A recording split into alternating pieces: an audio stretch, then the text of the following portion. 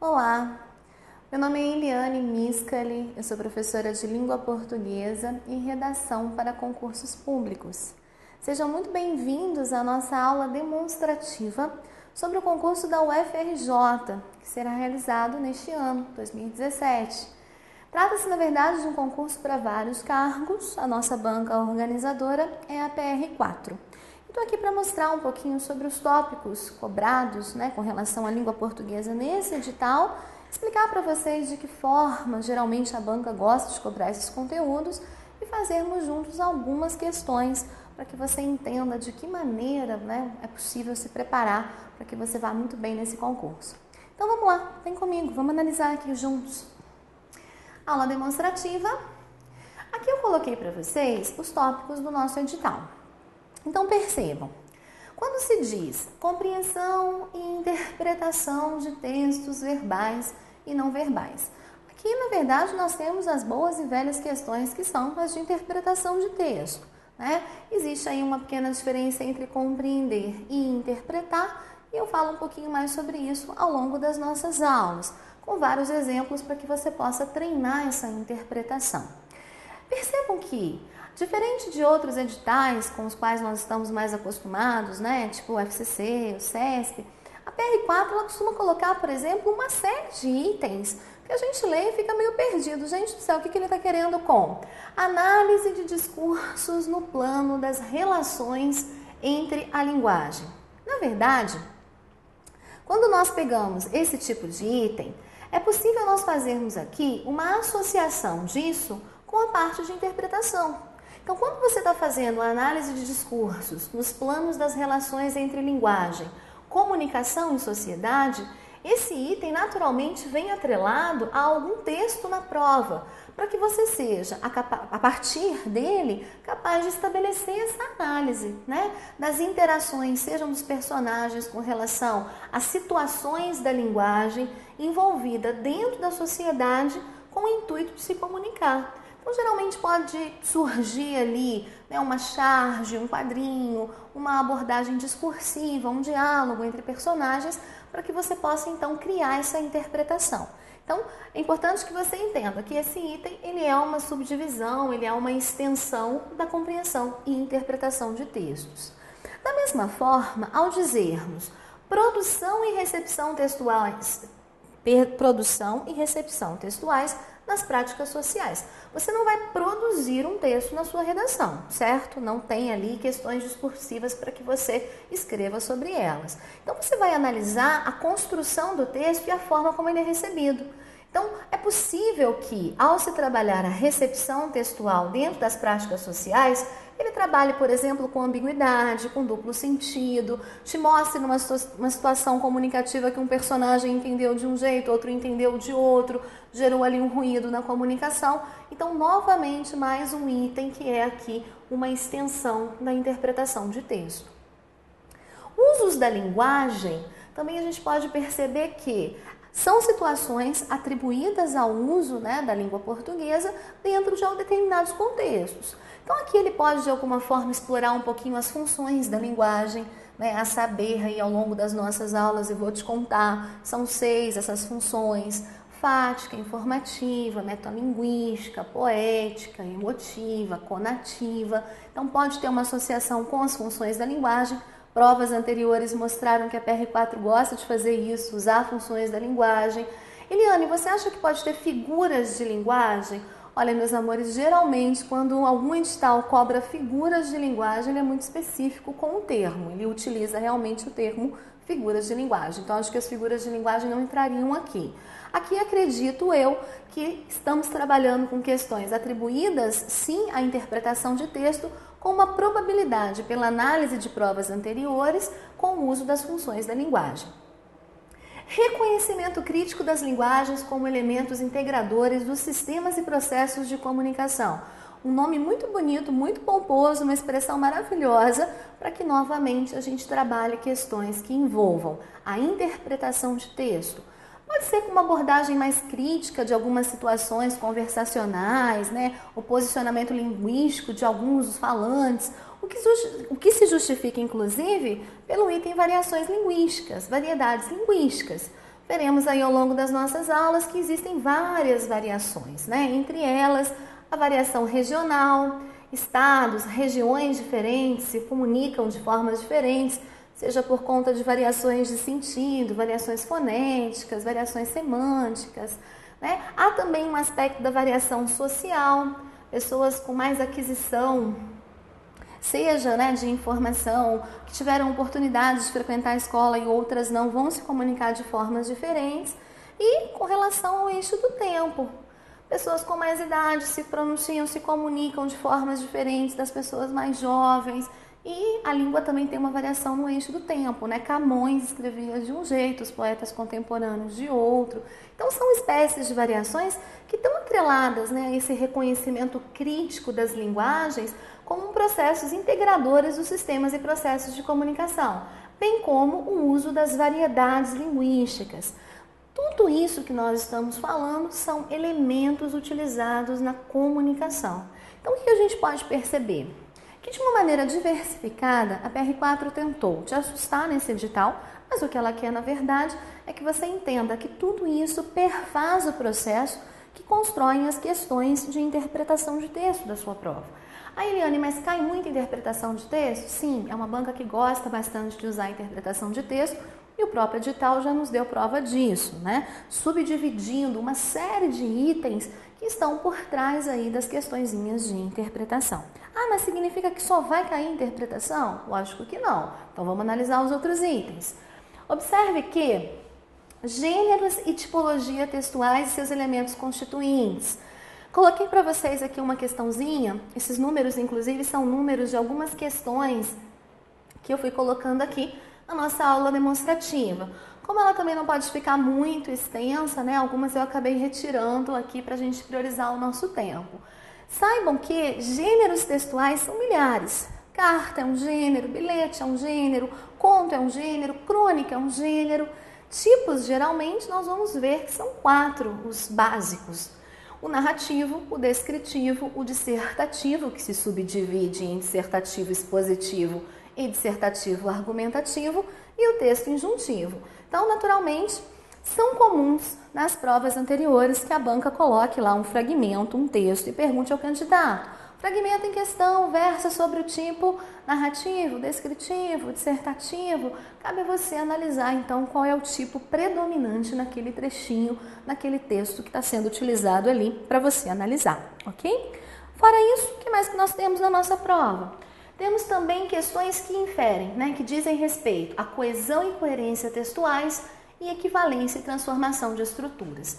Coesão é conexão entre as ideias, ligação entre as estruturas que compõem um texto. Como a própria palavra texto sugere, texto é tecido. Então essa trama que se faz na construção do texto tem que ser feita por meio de conexões, e essas conexões chamamos de coesão.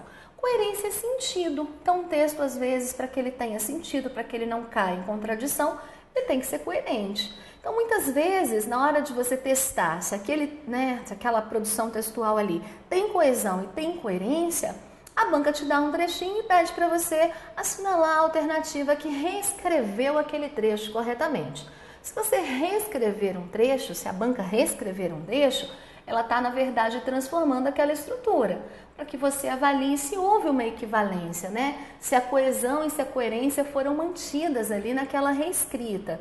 Então, são 2 itens que geralmente vêm atrelados ao mesmo tipo de cobrança, tanto a coesão quanto a coerência e a equivalência e transformação de estruturas. Relações de sinonímia e antonímia. O que é isso, Eliane? Olha, sinonímia, sinônimos, palavras semelhantes, antonímia, antônimos, palavras de sentidos diferentes. Muita gente se preocupa, às vezes, por conta de alguma palavra que caia na prova, que tem a ver com sinônimo, e na hora eu não sei o sentido. Então, eu já estou te dando aqui uma dica. A partir de agora, se é o seu foco, passar nesse concurso, se preparar para ele, a partir de hoje, toda e qualquer palavra que surgir, cujo sentido você desconheça, procure. Para, anota, busca, tenta ampliar o seu vocabulário para que você se sinta mais forte diante das questões de sinônimos e antônimos. Ao longo do nosso curso, nós vamos falar um pouquinho sobre isso e também vamos juntos resolvermos aqui algumas questões para que você entenda de que forma isso já caiu anteriormente na nossa banca, ok? Bom, continuando. Classe e emprego de palavras. Aqui nós temos as chamadas classes gramaticais. São 10 as classes gramaticais, tá? Substantivos, adjetivos, artigos, advérbios, vérbios, pronomes, numerais, interjeições, conjunções, pronomes. Algumas caem mais do que outras, mas o importante é nós passarmos aqui ao longo do nosso curso sobre todas elas e entender de que forma elas podem ser cobradas, quais categorias caem mais, quais categorias caem menos. Então, assim, analisando as provas anteriores da PR4, a gente observa que há muitas questões que envolvem, por exemplo, verbos, conjunções, é algo que cai bastante, pronomes, particularmente há um gosto especial aí também pelos pronomes. São 3 categorias muito cobradas. Claro que advérbios e preposições, volta e meia surgem aí questões sobre o valor do advérbio ou o valor das preposições, embora isso não seja algo tão comum ou tão frequente. Substantivos e adjetivos, geralmente perguntas relacionadas a plurais desses termos, são coisas que já apareceram em provas anteriores. Interjeições, numerais e artigos são categorias que raramente aparecem com baixíssima frequência, então não vai ser aqui nossa preocupação primordial, ok? Lembrando que conjunções também é algo muito importante, né? Pronomes, verbos, conjunções são sempre temas fundamentalmente importantes em várias bancas e a PR4 não foge disso. Quando você fala frase, oração e período, a gente está falando aqui da análise sintática do período simples. Então, seja na análise sintática do período simples ou na análise sintática do período composto, principalmente nas relações de coordenação e subordinação, e o emprego das conjunções dentro desse processo de composição aqui das nossas orações, isso é algo sempre muito relevante, seja em qualquer concurso que nós formos fazer. Regência nominal e verbal, sim, né? Lembrando que crase, embora não tenha aparecido aqui no seu edital, é uma subdivisão da regência. Então, nada de ficar aí feliz, não cai crase para mim. Pode cair sim, porque isso tem a ver com a regência. Concordância nominal e verbal, eles amam, né? Sempre vai ter uma questãozinha de concordância lá nas provas anteriores. Colocação pronominal também é um item significativo. Lembrando, é uma banca que gosta bastante daquelas questões de ortografia. Quando eu falo questões de ortografia, eu estou falando de uso do X, uso do CH, do G, do J, eles gostam disso. Pode ser chato? Pode. Meu conselho, pegue as provas anteriores, resolva questões, veja quais são as palavras que aparecem mais e exercita. Exercício, bastante exercício, para você se sentir mais seguro diante dessas palavrinhas, ok? Além da ortografia, a gente tem aqui também, né? A parte de acentuação não é algo muito importante, nem muito dominante na nossa banca. E pontuação também aparece aí com uma certa frequência nas questões anteriores. Bom, então nesses minutinhos iniciais, o que eu quis fazer para você? Analisar o nosso edital, te mostrar como ele cai, te mostrar quais são ali os elementos que fazem parte dele e comentar as preferências da banca com relação a alguns itens. Selecionei aqui algumas questõezinhas para você ver de que forma a nossa banca costuma aí brincar nos nossos concursos. Então vamos lá. Quero fazer com você agora uma questãozinha de tipologia textual. Então, por exemplo, reparem comigo esse texto aqui. Ao final dos anos 80, a Petrobras se encontrava diante do desafio de produzir petróleo em águas abaixo de 500 metros, feito não conseguido então por nenhuma companhia no mundo. Um gesto de ousadia, decidiu desenvolver no Brasil a tecnologia necessária para produzir em águas até 1000 metros. O sucesso foi total. Menos de uma década depois, a Petrobras dispõe de tecnologia comprovada para a produção de petróleo em águas muito profundas. O último recorde foi obtido em janeiro de 1999 no campo de Roncador, na bacia de Campos, produzindo a 1.853 metros de profundidade. Mas a escalada não para. Ao encerrar-se a década, a empresa prepara-se para superar mais uma vez seus próprios limites. A meta agora são os 3.000 metros de profundidade, a serem alcançados mediante projetos que aliam a inovação tecnológica à redução de custos. Exposição Petrobras em 60 momentos. Agência Petrobras é a fonte de onde o texto foi extraído pela nossa banca. Com base nesse texto, a PR4 perguntou aos seus candidatos: o tipo textual predominante que caracteriza o texto é? Imagine você fazendo essa provinha, lendo o texto. Você diria que ele é uma narração, uma predição, uma instrução, uma descrição ou uma argumentação? Segundo a nossa banca, a resposta correta é a narração. Então observem, voltando aqui ao texto, você tem ao final dos anos 80, isso é uma definição com relação ao tempo. Então a narração, ela geralmente tem aqui uma citação, constituída, situada no tempo. A Petrobras, ela é aqui o seu personagem. Tudo bem que não é um personagem lúdico, um ente, mas é um personagem. Se encontrava a presença de verbos, principalmente no pretérito, seja no pretérito perfeito ou imperfeito, ela é uma característica muito forte dos textos narrativos. Então, o texto narrativo, ele tem sujeito, ele tem verbos, principalmente no pretérito, diante do desafio de produzir petróleo em águas abaixo de 500 metros. Então, isso daqui é um fato, é um enredo que vai movimentar aqui a tua narração. Então, são elementos que vão constituindo a parte narrativa. Menos de uma década depois, então olha a linearidade presente aqui na narrativa. Tem um período de anterioridade, tem um período de posterioridade. Então tem uma sucessão dos fatos, tem uma passagem no tempo, isso é típico da narração também. E há vários outros elementos que na aula a gente vai discutir para que você consiga, de forma mais clara, tranquila e confiante, chegar à sua resposta correta. Então, essa é uma questãozinha que fala sobre a tipologia textual, os tipos textuais, os gêneros textuais, um dos itens lá do nosso edital, que geralmente não é muito cobrado pelas nossas bancas mais conhecidas, mas está aí como um desafio nesse seu projeto de preparação. Outra questão que eu selecionei para você, uma questão de coesão e coerência textuais, equivalência e transformação de estruturas. Então, observe. Torna-se acriançado e, como durante anos a fio estudou o porteiro, acaba também por conhecer as pungas da gola de seu capote. Assim, pede-lhes que o ajudem a demover o porteiro. O pronome oblíquo em destaque estabelece a coesão textual, pois substitui o termo. Então, a coesão é um dos princípios que nos ajuda, ao escrever um texto, evitarmos, por exemplo, coisas que os tornariam textos mal redigidos. A repetição é algo que fere a coesão. Para que eu não repita um dos termos, eu usei o pronome lhes. Qual termo aqui eu não repetiria?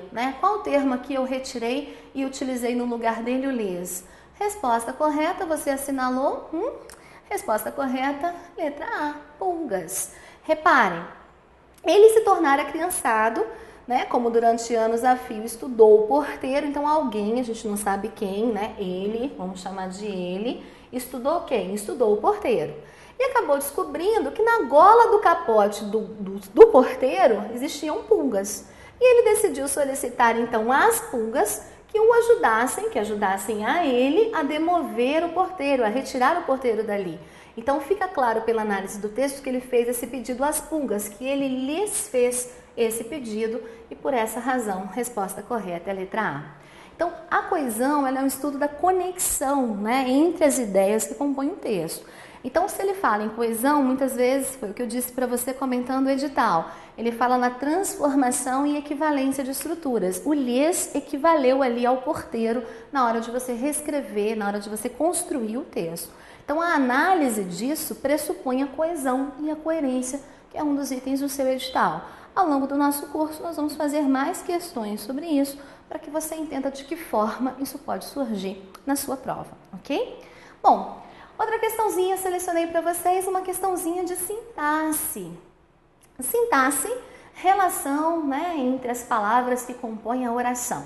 Leia a charge. Começaram as aulas. Uma mãe, traduzida aqui, toda descabelada, meio sujinha, meio esfarrapada, rota, entregando aí a criança para a professora. Note que parece que a criança tem inclusive chifrinhos. Mas enfim, sobre a charge, a PR4 diz: qual a classificação do sujeito da oração? Começaram as aulas. Resposta correta, você marcaria Resposta correta, Eliane, a letra A, o sujeito simples. Ele tentou aqui te iludir porque ele jogou o verbo na terceira do plural. E muitas vezes o verbo na terceira do plural vai representar um sujeito indeterminado, né? Então aquela situação, quando você diz, pegaram minha bolsa, eu não sei quem pegou, eu jogo o verbo na terceira do plural. Ou ainda, perguntaram sobre você, mas eu não quero dizer quem foi, eu jogo o verbo na terceira do plural. Então, a terceira do plural, quando não há ali uma referência explícita, ela demonstra um sujeito indeterminado. No entanto, no trecho da questão, a referência está explícita. O que é que começaram? As aulas. Então, o sujeito é simples, só tem um núcleo, aulas, e são as aulas que começaram. Por essa razão, se foram as aulas que começaram, resposta correta, letra A, nosso gabarito, nossa informação correta. Próxima questãozinha, uma questãozinha sobre conjunção. Reparem que, ao falarmos em conjunção, naturalmente a gente está falando aqui do período composto, né? Tanto a coordenação e a subordinação. Conjunção é um dos elementos também que constroem a coesão e a coerência de um texto. E muitas vezes há questões de equivalência e transformação de estruturas em que na reescrita se troca a conjunção para que o candidato perceba se aquele sentido foi mantido ou não. A questão que eu quero te mostrar é essa daqui, ó. Marque a alternativa em que não é mantido o sentido da oração. Mas o que um bom professor ensina fica para a vida toda. Ele quer a que não rola, a que não dá. O que você marcaria nessa questão? Se for o caso, dá uma pausa aí na nossa aulinha para que você consiga resolver. Chegando à resposta correta, nossa resposta correta é a letra E. Portanto, o que um bom professor ensina fica para a vida toda. Meus amores, o mas, ele é uma conjunção adversativa. São 6 as principais conjunções adversativas. Para você nunca se esquecer delas, guarda isso daqui, ó. Sem TPM. Como assim, Eliane, sem TPM? O C é contudo. O E é entretanto. O N é no entanto. O T, todavia. O P, porém. E o M, mas. Todas essas conjunções são conjunções adversativas, também chamadas de conjunções opositivas. Se ele colocou mas, ele colocou aqui uma das adversativas. Porém, porém é uma outra adversativa. Contudo, também é outra adversativa. Todavia, outra adversativa. Entretanto, também adversativa.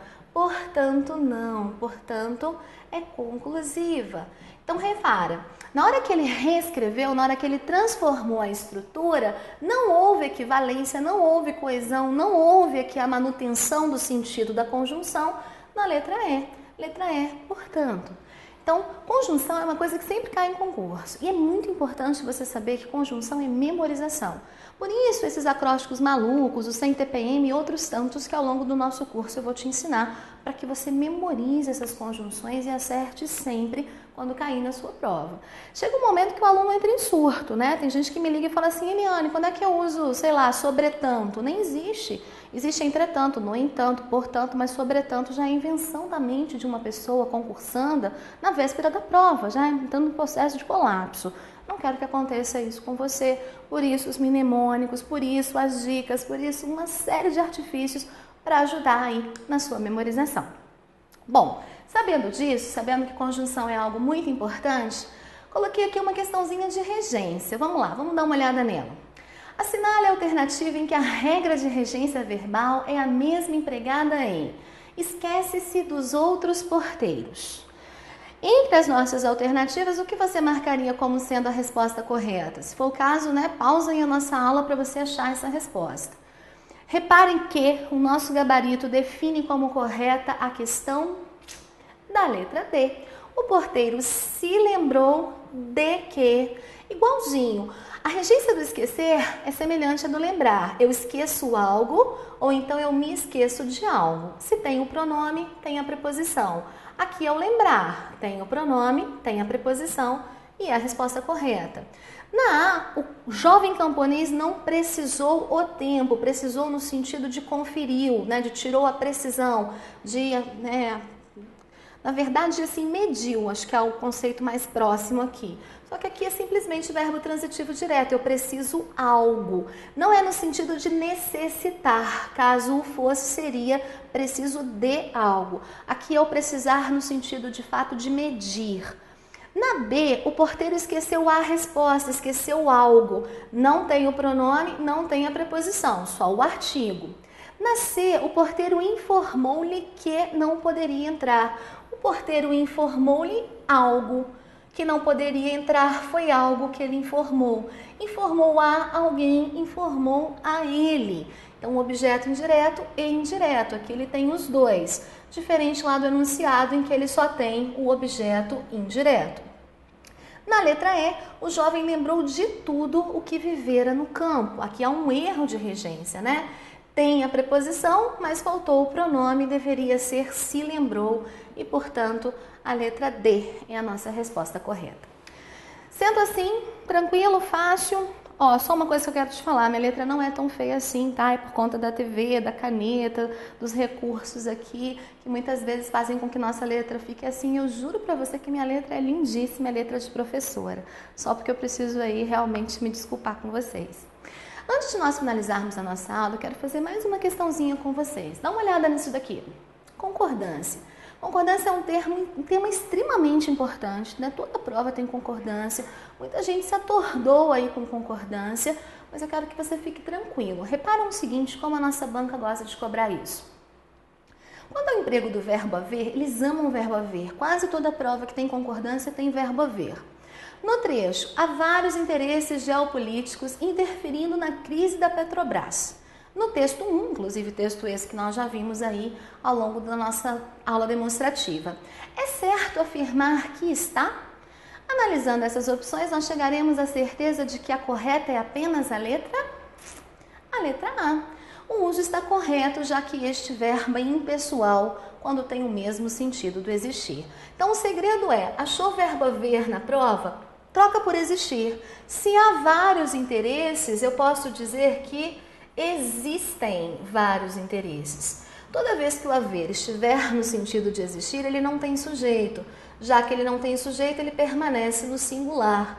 A ausência do sujeito, a ausência de uma pessoa, faz com que ele seja considerado impessoal. E é isso que a tua alternativa correta diz. Diz que esse uso está correto, já que o verbo é impessoal quando tem o mesmo sentido de existir. Não é incorreto, então você já descartaria a A e a E. A C diz que é correto, já que este verbo é pronominal quando tem o mesmo sentido de existir. Mentira, nem com pronome ele tá vendo? Verbo pronominal é verbo que é acompanhado de pronome. Tipo arrepender, eu me arrependi daquilo. Então tem o me, ele se arrependeu daquilo, então tem o se. O verbo arrepender, qualquer frase em que ele estiver, ele está com pronome, então ele é pronominal. Isso não acontece com o haver.